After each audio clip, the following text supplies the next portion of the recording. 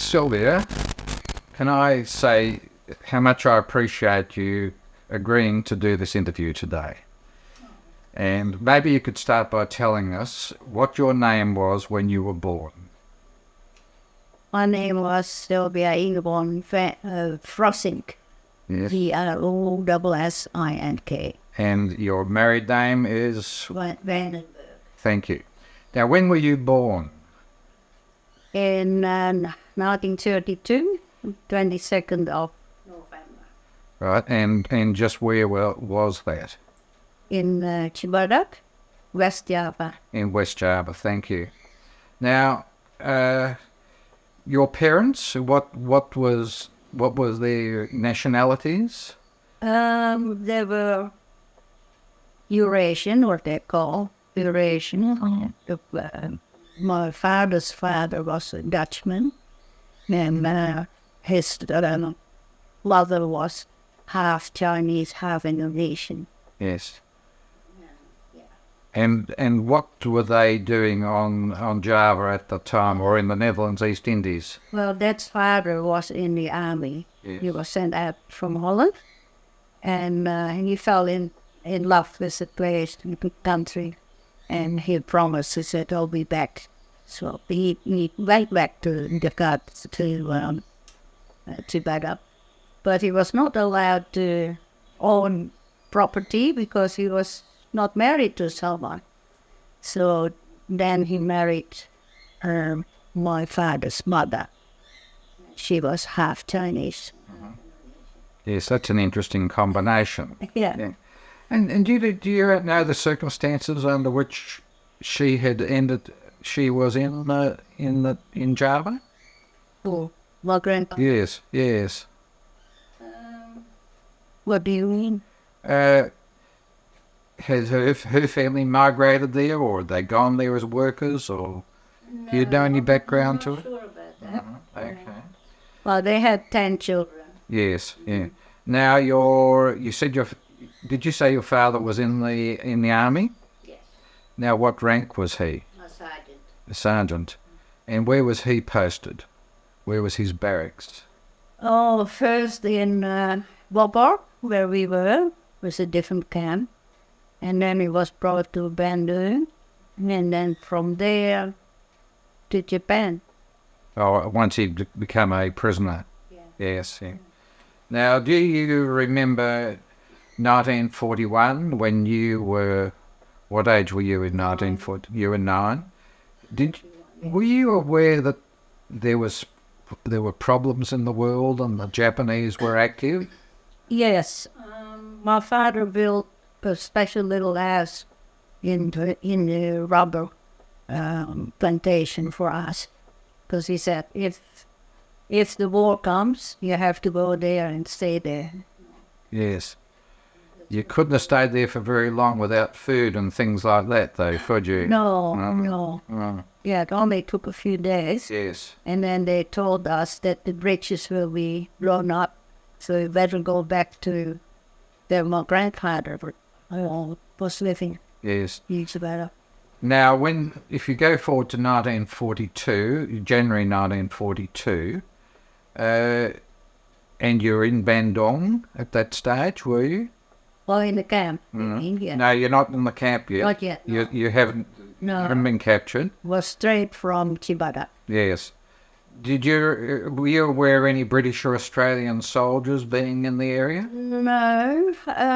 They told us the Red Cross was looking after us. Yes. We were picked up in trucks and taken to, I think it was the place for the mouse.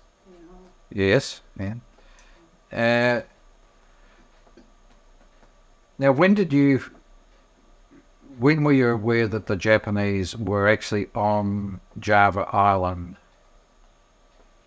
Yeah, the time that we had to go to my grandfather in Cibadak. Yes. It's a few kilometers. Yeah, and we were living more or less in the country. Yes, yeah. Do you remember the first time you saw a Japanese person? Soldier, maybe? Yes, in Bandung. in a camp. Yeah, and they put a high fence around, say, for instance, five or six streets, and also were 6 meters high of bamboo, and you were not allowed to go out. Now, can I just check you on the height? 6 meters is very high, it's 20 feet. It was really a huge fence, wasn't it? Yeah. Yes. But we were hungry, and so we then make holes in the bamboo fence and talk to the outside people, and we were giving them clothes, and they were giving us food. And so they were the Javanese people that were outside, and they took all of you into the compound, shall I call it? Yeah, but the Jap did it. Yes, the Japanese took you into there. Now, what were the conditions like there? Were you living in huts? No, we were living in houses, but Mum and her sister were there, and she had one daughter, my auntie, and 4 of us plus Mum, and we were in a little room about 4 by 5. 4 by 5 meters. Something. Yes. Yes. With all of us. Yes. So we had 2 beds for the mother, and the children were sleeping under the beds. And yes. And when you were moved in there, were you able to take any of your clothing? Not much. Only a few bags or so, and I had a belt, men's belt, and I put all the saucepans on it, Yes. Yes. Yeah. Yeah, so you were like a pack horse. Yeah. We could take what we could carry. Okay, so you're living in there. Where did you cook? Cooking was allowed for some time. Just outside in little ovens Yes. from Indonesia. Yes. Yeah, but that didn't last long. Then we were not allowed to cook well. And we got everything from the big kitchen. Yes. So and what about if you needed to have a shower or bathe? Were there any facilities for you to? They were normal houses. Yes. Oh, okay. Yeah. And so the toilets were there as well, and that sort of thing. And they were all, you kept them as tidy as you could. Mm. Yeah. So in one house, sometimes we finished up with 50 people. Were the Japs inside the compound very much? Or? No, but every morning at 7 o'clock we had to go to the oval and stand in rows. Yes. And they were counting us. Yes. They would come in and check. Yes. And what did you do during the day? Did the mothers try and teach, have classes or anything like that? It was not allowed. Ah. Schooling was not allowed. Yes. We did it very Yes. quietly. Yes. And then they gave us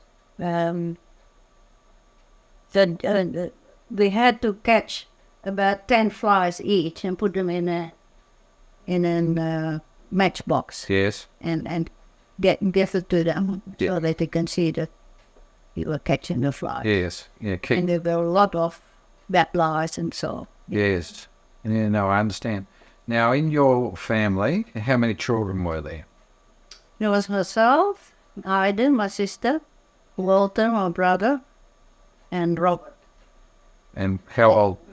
What were the age? Yeah, so I was also 9, 7, 5, and Robbie was 2. So you were all kept together. Yes. The whole time that you were incarcerated. The mum's sister had one daughter. Yes. Yeah. Were you aware that if there were any older boys in the camp? That, yes. That if when they became 12, they were moved out of the female camp. I think it was 10 or 11. It may, yes. Yeah. Yeah. Yeah. At when they reached a certain age, they were just shifted.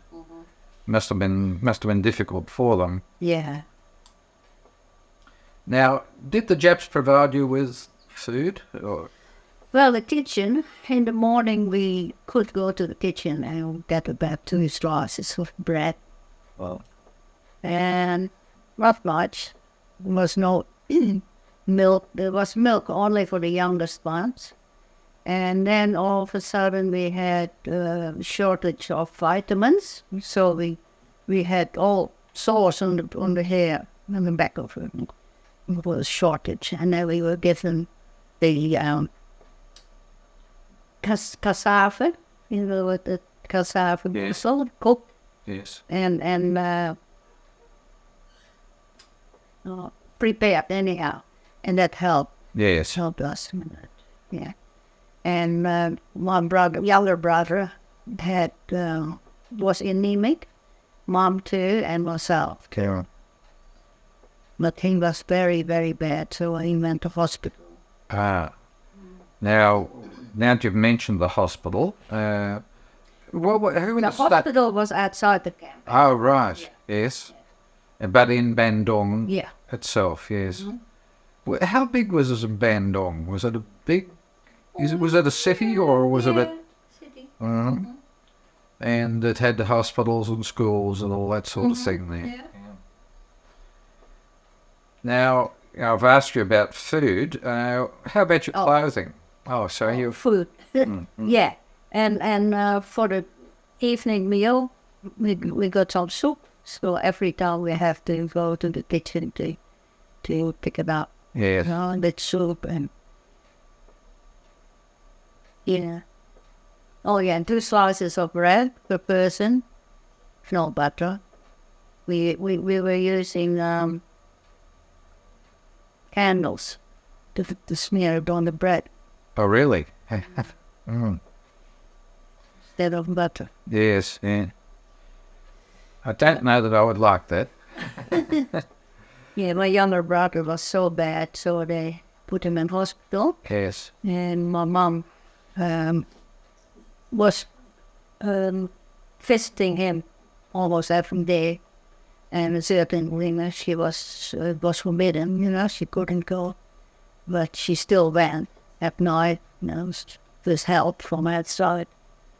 And then, she thought that he died because he was laying there and there was a cloth over his head. And it was so, but it was not, he had lice and we killed the lice with that he wasn't dead. And then the doctor said, do you want to keep him for his last days, at home?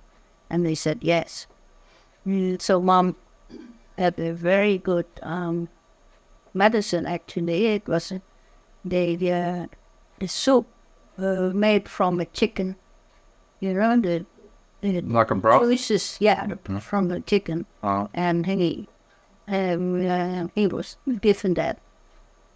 So he went, well, He recovered. he recovered. Yes. He was very bad. Now, when your mother was visiting him in the hospital, which you said, did she get through the fence to get to the hospital? And Help. with help. Yeah, outside. How do you think that the Japs didn't see her and stop her? No. Right. And the Indonesian people were poor, so Mom gave them something, cloth or the dress. Yes. Happy with it. Now, obviously you're growing. Did you grow out of your clothing? Yeah. My mom was very handy. She made a dress out of nothing. Yes. We were given some material, and Mom made some, and she embroidered. And It's shame. Yeah, very clever. And she was making a beautiful handkerchief, and they sold it to the ladies, rich ladies, Oh. camp. Yes. and or she was given the bread for us to eat. Now you raised the point of the rich ladies. Within within the camp, were there some people that were well off? Oh yeah, yeah. They were living there, Yes. and my auntie was working for her. Yes. Earning Yes. Yeah. It's a matter of survival, I'm sure. Now, was there a church within the camp? No church. You say you didn't have any nuns when there with you? Just a few, and they were working in the kitchen. Yes. Yeah, but no church. No. And you mentioned, well, you didn't mention it, but did you have any doctors, or who provided the medical treatment within the camp when it was necessary? There was a doctor. Was it a lady doctor or a lady doctor? You don't remember her name? No. Yeah, I think I am aware of a lady doctor, but I think she was over on Sumatra and not on Java. Yes.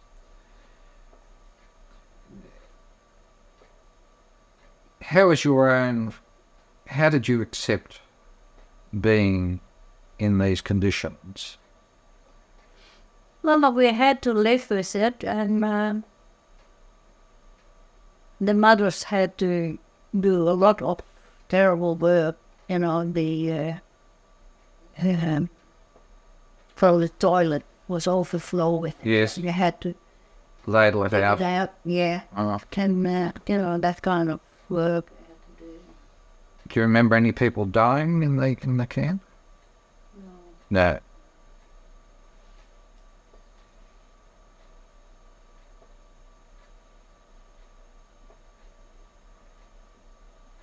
So if you go forward now, you're in these circumstances for all of 1942, 43, 44, and most of 1945. Do you remember when you suddenly heard or realised that the war was over? Well, so the camp we started in was in Vandenburg. And then we were shifted to Burma, and that was Bulgar. It was another camp, yeah. And before us, the men used the camp, and there were messages on the wall, and some people had a message. Yeah, sometimes they knew the person. Yeah, yeah. And from there, we went to Jakarta camp. Yes. And that's when the war stopped. Is Makassar near Jakarta? Does that name mean anything? Makassar? No. What is that? A name? Yes, it's a location. Yeah. When you were moved from camp to camp, how did they shift you? Did you Trucks. On trucks? Were you crammed onto them? Or was there room? It was pretty full. Yes. Always covered, of course, and one of the soldiers in there. And when we came in Bobor, there were a lot of fruit trees, pawpaw trees, and so I said to my younger brother, "You stay here under the tree, and I'll climb and get some pawpaws." It was quite high. Yes. And we did that, and it was beautiful, good meal. But we didn't have any butter for bread, so you can use the candles. Yes, yeah. Interesting. So the war, when I was asking you when did you first realise that the war was over, and how did you find out about that? Yeah, in Jakarta, all of a sudden a big truck came, and there was a lot of meat, fruit, vegetables, and the Japs were very good to us. And, go ahead, this is all yours. So, we knew. There were a few ladies there who had contact through radio and all. Yes. And they knew it was coming to the end. Yes. Yes. And from there, we had to go to Cibadak. So we had to go by train, but the Indonesians started then. Yes. Yeah. Yes. So soon as we were in our house in Cibadak, we had those people coming over. Yes. And next to us was a young man living there. He was a friend of ours. And he had an Indonesian mother and a Dutch father. And he was orthodox. But because he was a Christian, they murdered him. And they said, you are a Christian and you don't like it. So he was sent on the street, and they were, with the knives, were just hacking him. Yes. And he was running past our house without any sound because he didn't want us to see what was happening. Right. And he collapsed in the hospital opposite us. Right. And then this chap who murdered him came to us, to my mother, and he said, "See this? This is blood of your friend. I said, if you don't do what we want you to do, well, something happens to you too." Yes. And then my mom, she said in his language, "Shame on you. I used to know your father very good," and she spoke fluently. Right. And he was so embarrassed, and he said to his mates, he said, "Don't touch this family." Right. And that was the fifth us. You're fortunate, yes. Mm. Yeah. Now, where had your father been all the time that you were in? He went, I think, to Chihapit, the men camp, and some of them went to Burma. Yes. To the railway. Yeah. Mhm. And then he was taken to Japan. Yes. Now, do you know which camps he was in Japan by any chance? No, in Hiroshima, because when the bomb exploded over there, he said, "I was in the toilet." Yes. He was lucky and something. But that was in Hiroshima. Well, it's 65 years ago today that the bomb was dropped on Hiroshima.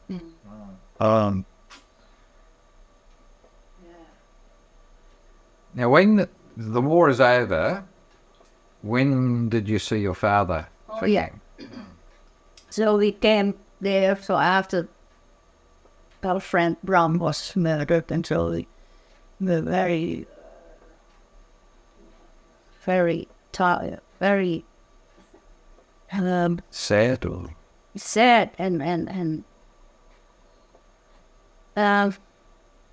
didn't know what to do. Yes. So my mom and my auntie were going to Jakarta instead. And her husband was trying to get to the house, and he was chopped with his face here and with ear off, but his fingers were all broken, but he wasn't killed, so became.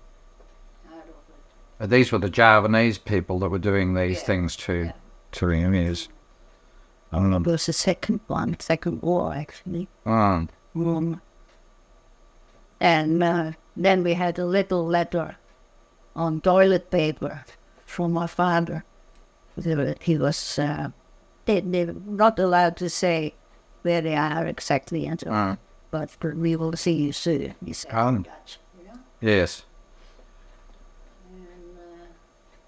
Then we went to Jakarta. My father's eldest sister was living there in the house, and they took us in.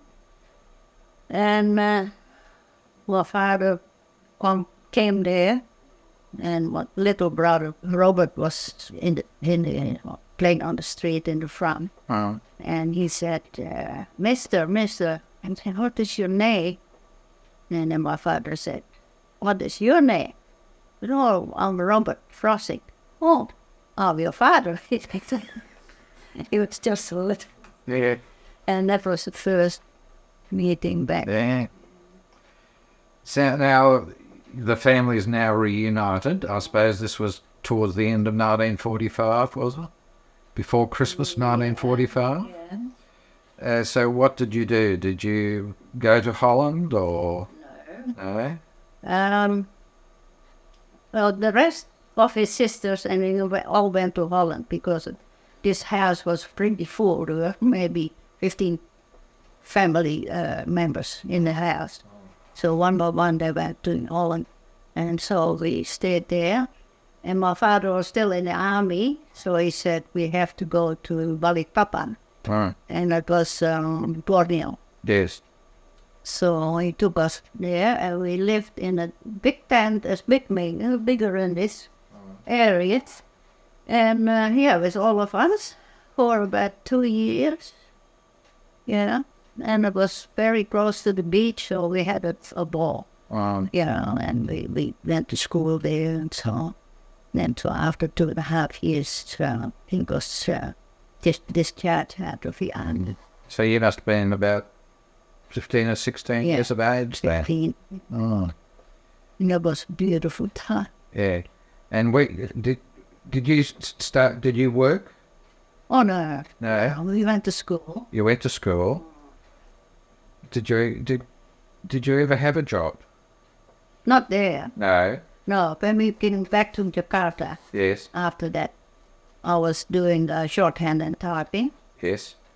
And then I had a short job teaching shorthands because the teacher was going away, Yes. and yeah. And that's actually where I met my husband because he was learning to type. And my sister, Ida, and myself, we always said, oh, that is the cowboy. He was always dressed with a nice tie and so very colorful. But he was very shy. He waited in the front until the bell went. And then he came in, because the girls were there. And so we called him the cowboy. And his sister was getting shorthand typing too. And I was there when she was in the class. And she said to my husband later, guess what? Your girl you were eyeing, she's a teacher there now. So, and that's how it started. Yes.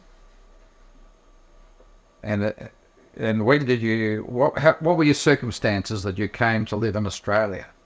Oh, so we got married. In What year was that? 1952.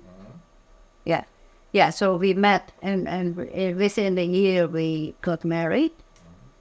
And he was a flight steward then, with a Garuda. And we had a baby, but I lost him. And so after that, we said, he had a job at the hotel as a hotel manager, and I could help with the laundry ladies and all that. Then he met people from Australia, from the embassy, and so they were all in the hotel. And we got friendly with them. And he said, did you want to go to Australia? Oh, yes, he said, but the Dutch embassy here was no help. He said, oh, you're too dark, you wouldn't come in Australia with a white policy, Oh. And he said, what? He said, really so, give me your passport. And he said, okay, stamp, go. And that's how we went to Australia. And how did you actually come? Did you come by air or by boat? By boat. Mm-hmm. Yeah, mud circus. And which port did you arrive at? In Fremantle. In Fremantle. Now, what year was that? 1953. 1953. And my husband's sister was living in Perth with her husband. and he was working with the embassy too. And so we could stay with them for some time. And then we found out, and he had a job straight away at the railways, because Winston was in the railways, and he got a job. Yes, yeah. So we didn't have much. We had about £100 in when we came, Yes. We had to start from Scratch. Yeah. Yeah. So where'd you live initially? After you left the family, where'd you live? You mean in Australia? Yes. Yeah, So her sister, Tino's sister, took us in, and then he got a job. Yeah, he got a job, but we didn't have enough money to buy a car, so he bought a motorbike to go to work. And then we had a house in Greenmount. You had to pay 7 guineas per week. It was. Oh, that's pretty high rent. Yeah, I know. Oh. And the basic wage was about £21 or something. Yes. But that was good. And there we had our first girl. But we were very scared, of course, when I was pregnant again, because he was RH positive and I was negative. So that's why we didn't know that. But everything was all right, and the doctor, the hospital rang up, and he said, "Mrs. Vandenburg, you got a girl, and both are well." And he was so relieved, and he walked from Greenland to Liquid. Just walking. Yes. Walking.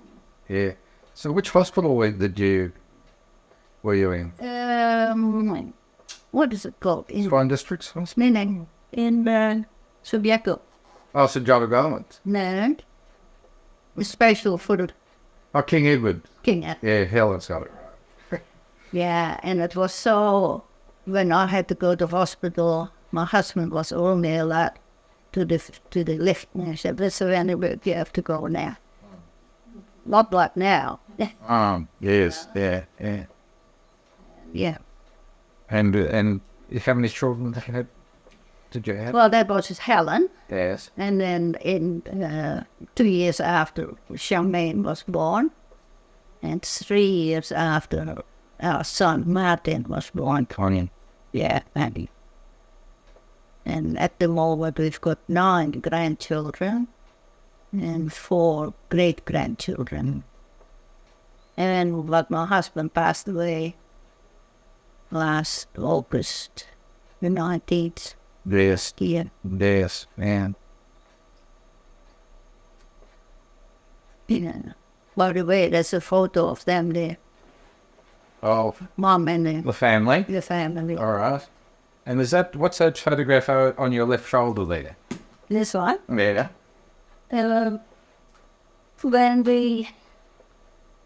When I became 60, Yeah. I had to stop work. Yes. And so Mom and Dad and us, we're selling our houses, and we bought one together in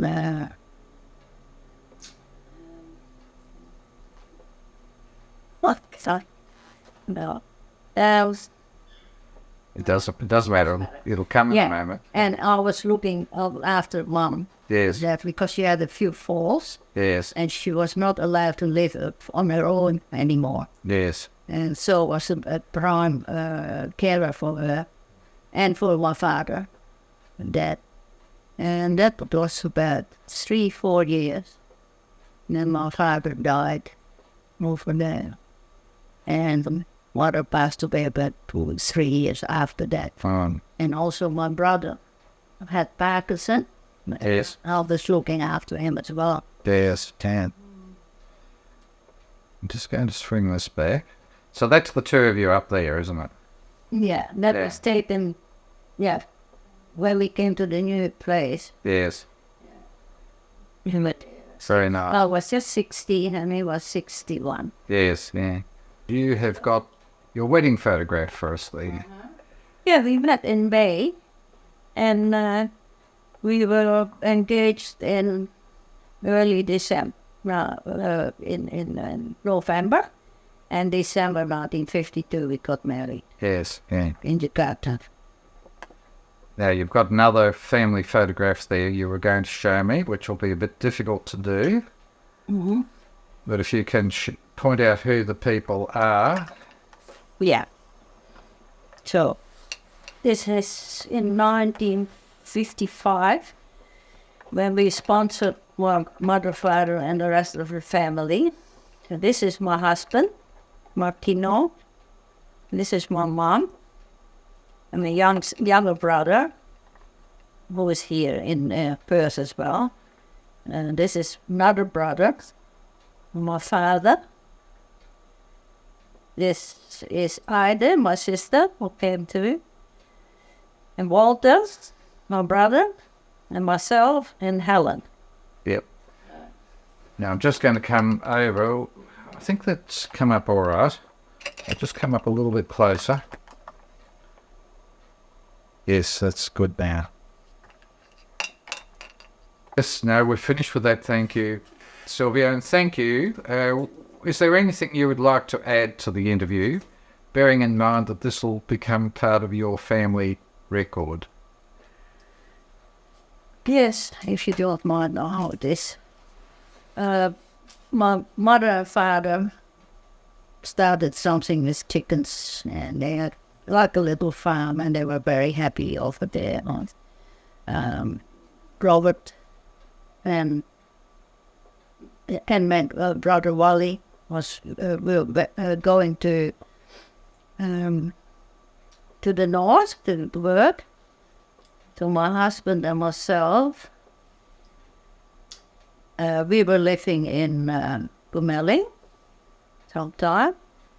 And my second daughter was born in 1958, and our son was born in 1960. But when we were living in Gumeling, my brother Robert, my sister Ida, and her baby and her husband came over to spend Easter with us.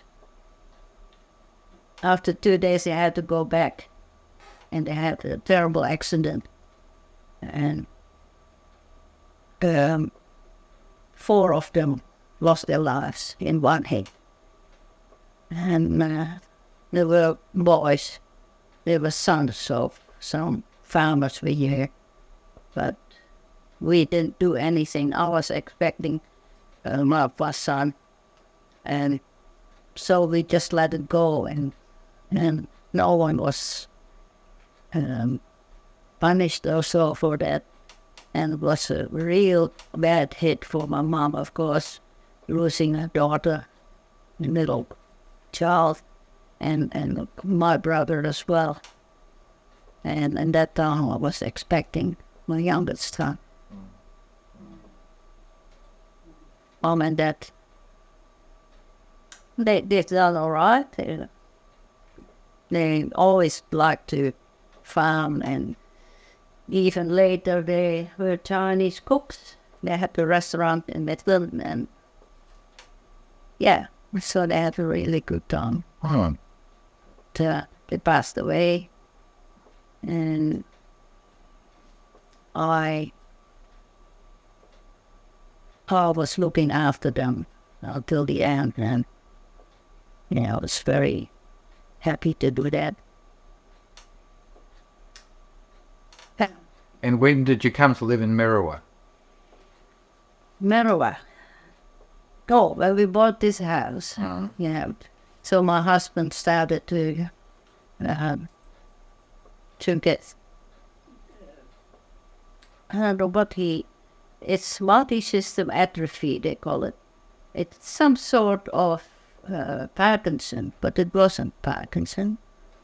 And so he was degenerating. And then I was a full carer for him.